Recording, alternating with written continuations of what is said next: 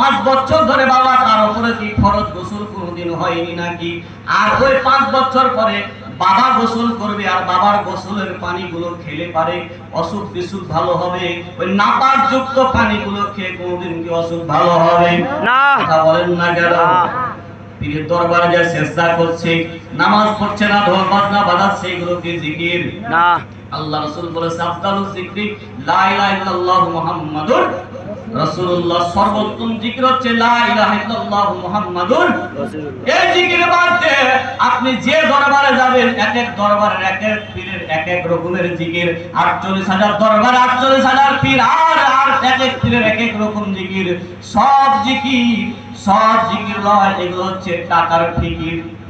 কথা বলেন না কেন? যে বাবাকে যত টাকা দিবেন, সে বাবা আপনাকে তত বেশি তসবিহ শিখবে, তত বেশি ফোন দিবে, তত বেশি